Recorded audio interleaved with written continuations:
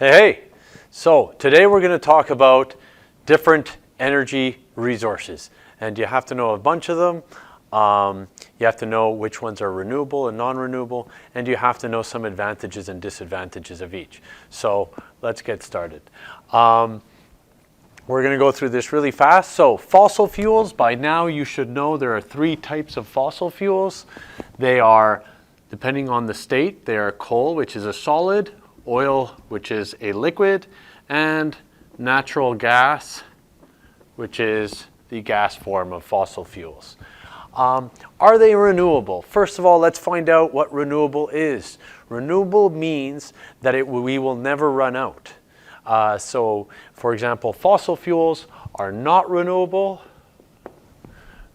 Not renewable because when we take a liter of oil out of the ground and we burn it, it's gone.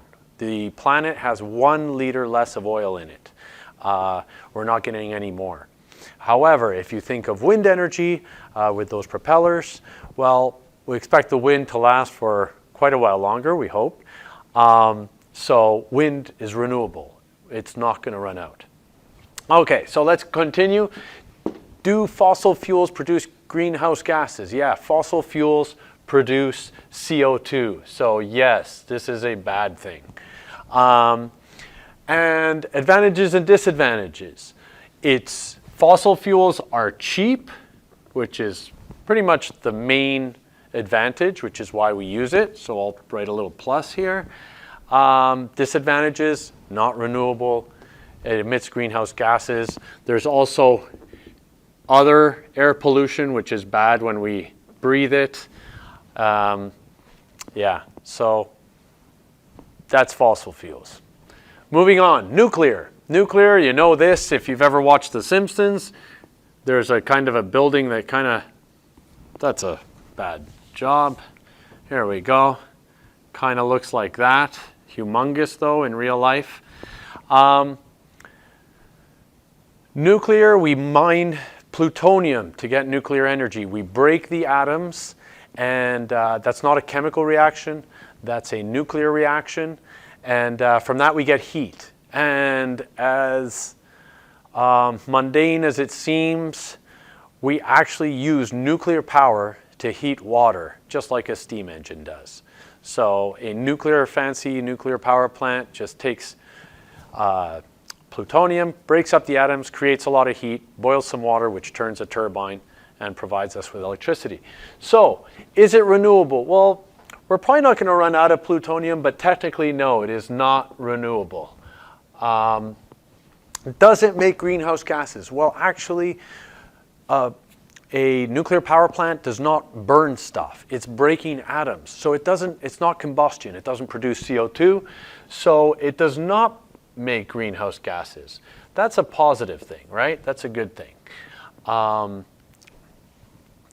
And moving on, advantages, disadvantages. I'm going to write EB anytime something is expensive to build. Nuclear power plants are ridiculously expensive to build. So expensive to build, that's very much a negative. Also, another negative, we end up with radioactive waste, which stays dangerous for a long, long time, and we don't really know what to do with. We're talking about hundreds or thousands of years. Some advantages, it's reliable, meaning we can have that providing electricity day or night.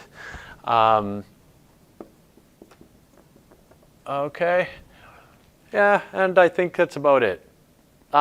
We also use a lot of water from rivers to cool the nuclear power plants, so when they dump that hot water back in the rivers, it's not good for marine life and fish and stuff. So that's a disadvantage too, although I'm not going to write it down. Geothermal. Geothermal energy is when we take some water, we pump it down deep into the earth.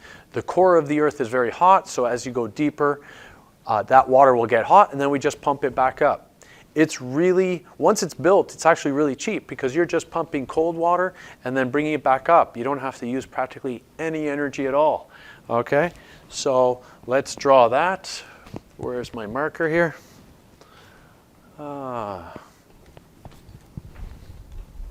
There we go. So geothermal, we take some cold water, we pump it deep down to the earth. The earth, we suck some of that heat from the earth and bringing it up warm. So let's look at that. Is it renewable? We're taking heat from the earth, but there's so much heat there. I'm going to say yes, it's renewable. We don't expect the earth to cool down anytime soon, no matter how much we do this. Greenhouse gases. No greenhouse gases produced. That's great. And advantages and disadvantages of geothermal. Well, disadvantage, it can be expensive to build. Okay. The other big disadvantage is we can't do it everywhere. Okay. Only in certain places.